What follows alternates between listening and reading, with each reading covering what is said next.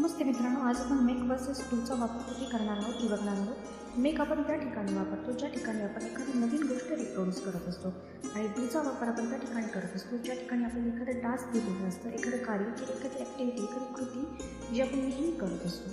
आता एक्झाम्पल बघूया. Blank cake. आता केक आपल्या घरी असतो का? नाही. केक आपण बनवत असतो नवीन, म्हणून make a cake. Blank the laundry किंवा ब्लँक द डिशेस. आता लॉन्ड्री काय असते? आपली नेहमीची क्रिया आहे, कृती आहे, म्हणून do the laundry, do the dishes म्हणजे वॉश करा डिशेस.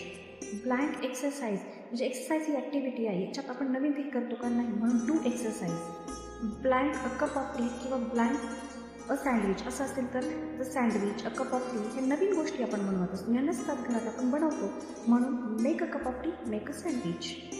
Blank the job. तर जॉब काय आहे? टास्क एक ॲक्टिव्हिटी आपण रोज करतो, म्हणून डू जॉब.